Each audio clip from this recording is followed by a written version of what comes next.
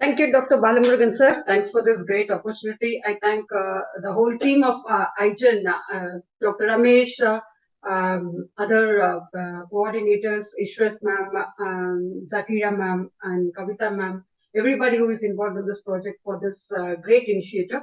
Well, without taking much time, I would like to start the thing I don't think so. Tonight, we will be hungry at all because, as goes the Kural, "Sevikku உணவில்லாத போது சிறிது வயிற்றுக்கும் இயப்படும்." We have heard too much today, and it has been going on and on and on, and we are not able to stop ourselves. That would really say that. Very true. Well, let me share my screen for my introduction. I think so. I'll be able to do it.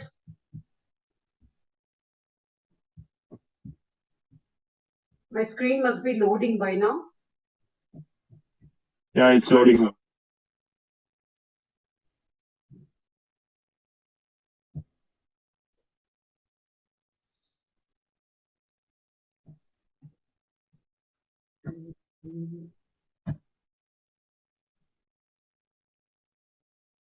Yeah.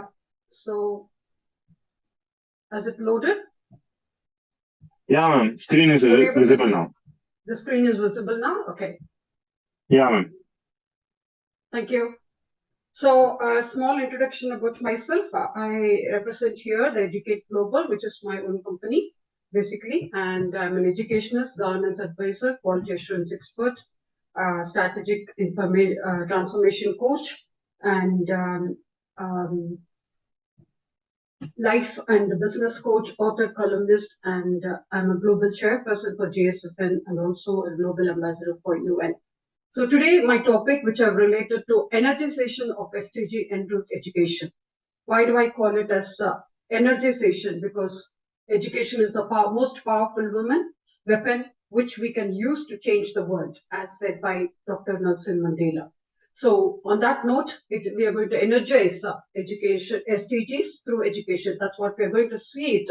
And I call this route as the Silk Route. Why do I call it as a Silk Route? As we know that Silk Route opened so too many pathways and the channels for the world trade. So on this note, let's call this as a new Silk Route, which is going to connect all the SDGs, all the 17 SDGs, and take it forward. As we know, education is the passport that to the future for tomorrow, for those who belongs to those who prepare for it today.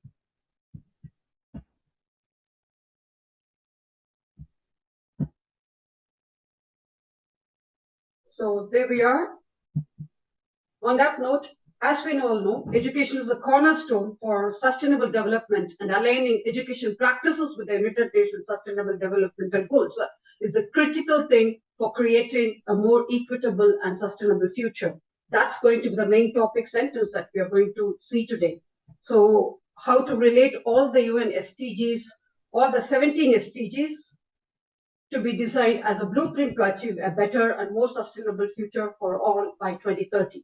One of these goals of SDG 4, especially targeting education, aiming to ensure inclusive and equitable quality education and promoting lifelong learning opportunities for all.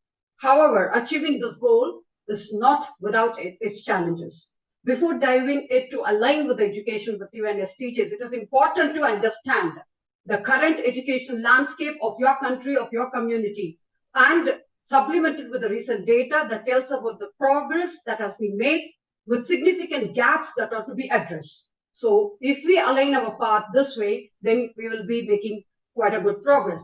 For instance, between 2010 and 2019, the global primary secondary school completion rates increased from 82% to 85%, from 46% to 53% respectively.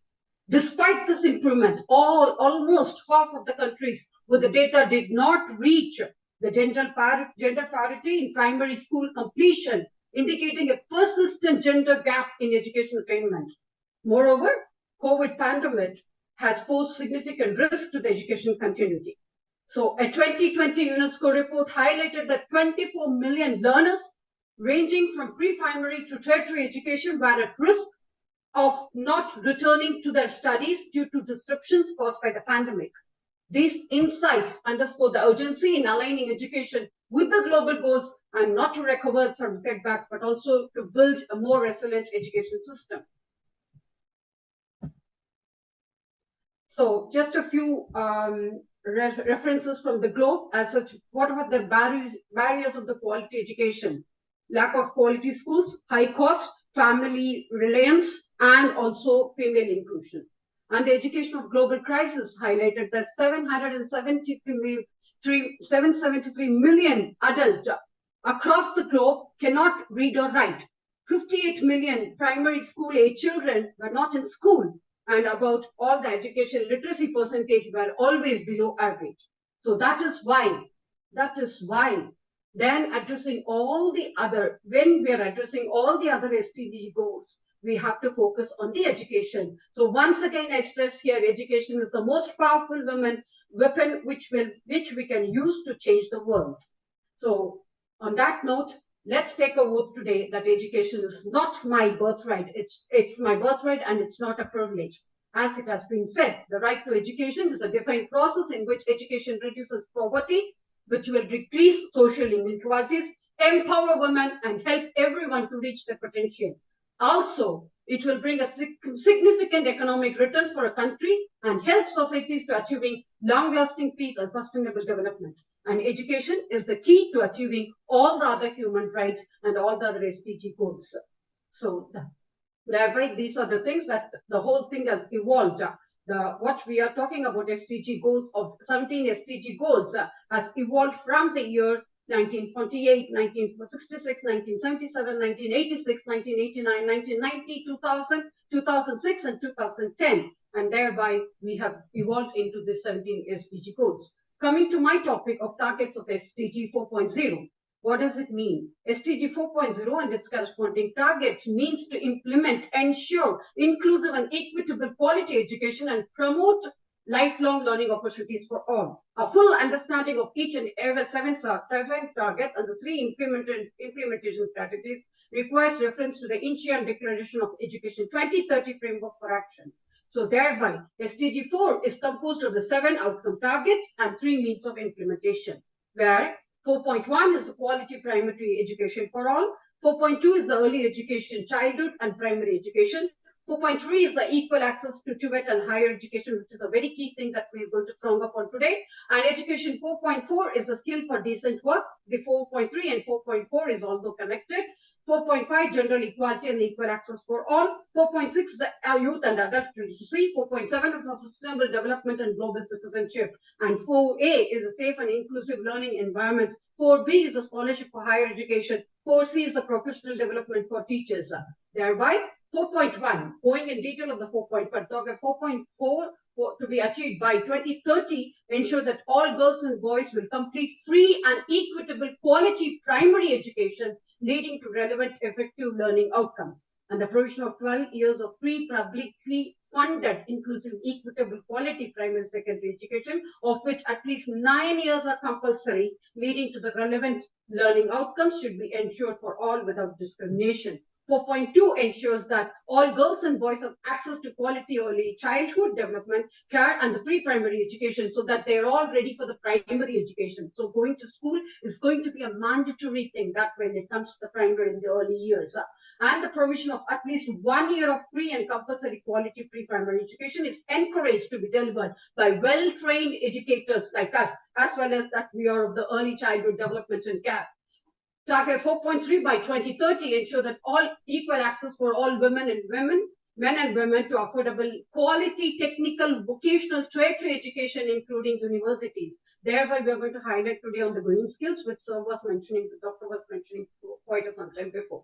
So it is imperative to reduce the barriers to skill development and the technical and vocational education, the training of TVET, starting from the secondary level, as well as the tertiary education, including universities, so as to provide lifelong learning opportunities for youth and adults. So the provision of the tertiary education should be made progressively free in line with the existing international agreements. So target 4.4 should be substantial increase of the number of youth and adults who has relevant skills, including thereby education is not going to be a preparation for life, but it is going to be the actual life itself.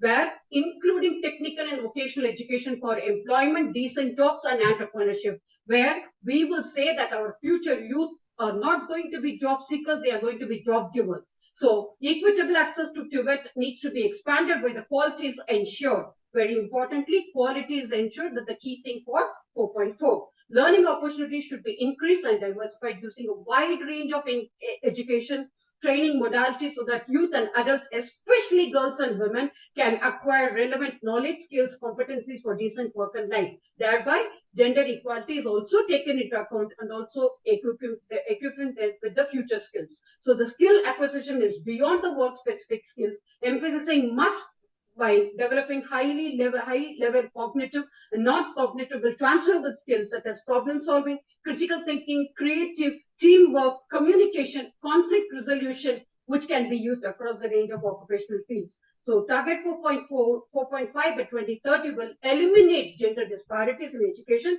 and ensure equal access to all levels of education and vocational training for vulnerable, including persons with disabilities, indigenous people, and children in vulnerable situations. Thereby, education will become more inclusive and equity-based for all people irrespective of sex, age and race, color, ethnicity, language, religion, political and other opinion, national and social origin, property and the birth, as well as the persons with disabilities, migrants and indigenous people and children and youth, especially those in the vulnerable countries and situations and other status, should have access to inclusive, equitable, quality education, opening lifelong learning opportunities for all. Thereby, the vulnerable groups that require the particular attention and targeted strategies, including persons with disabilities, indigenous people, ethnic minorities, all will be included into it. Thereby, gender equality is already taken into account such that we will be able to achieve it. So, eliminating all discrimination in education is 4.5.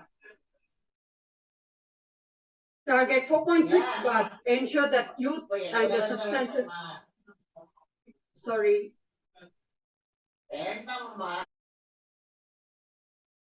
Ensure that all youth and substantial proportion of adults, both men and women, achieve literacy and numeracy. Why? Because this is a very key thing. We are talking about innovation. We are talking about accessing bank accounts, accessing GPay payment, everything. But for this, what is actual basic root level, ground level requirement is men and women should be literate should be a literate.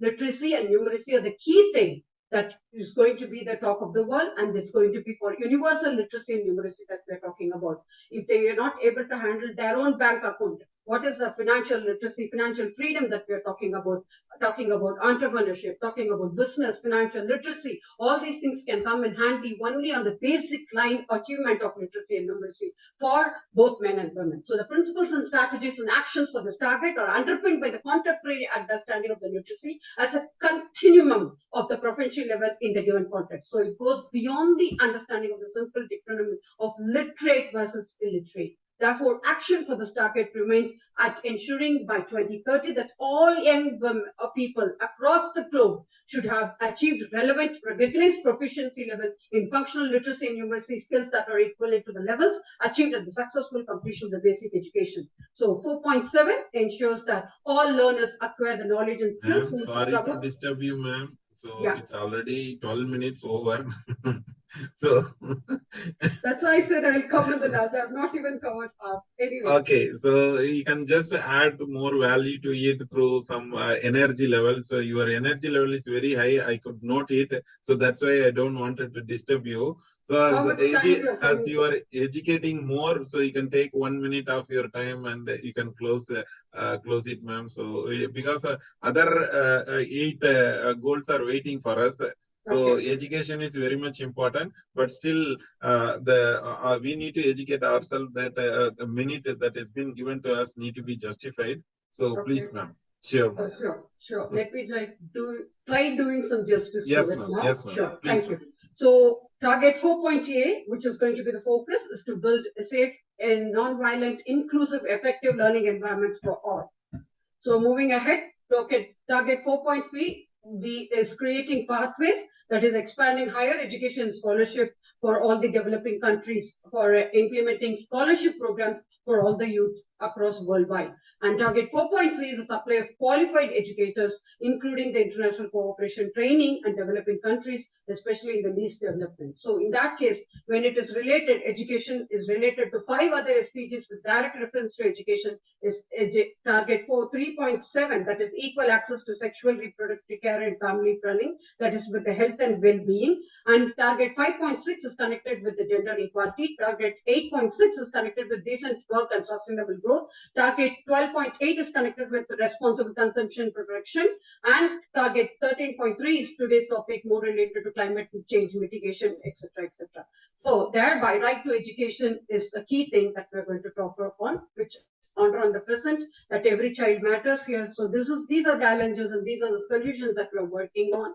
Basically, that is 103 million youth worldwide lack basic literacy schools. So basically, when we talk about education for all, it should improve the basic services and build resilience to the community with the skills that are required. So this is going to be the when we tailor the blueprint for SDG 4, assess the current situation, set with the current community in which you are in, modify the current policies and practices, set with clear objectives, with specific measurable goals of pertaining to SDG 4, and develop an inclusive curriculum addressing gender disparity, embracing technology and innovation, and building partnership for change. Thereby, all these objectives are assigned to SDG 4 targets. So thereby, we will be creating lifelong learning opportunities, integrating sustainability into education, evaluating. Thereby, our success is that in evaluating and measuring the impact continuously with the data, monitoring the metrics, enrollment rates, completion rates, and the literary rates to evaluate the progress towards objectives set. So on that note, when you talk about fostering global citizenship and scaling up the impact through policy advocacy, collaborating learning communities, leveraging resources and funding, how to achieve this is that the global youth employment crisis has to be addressed.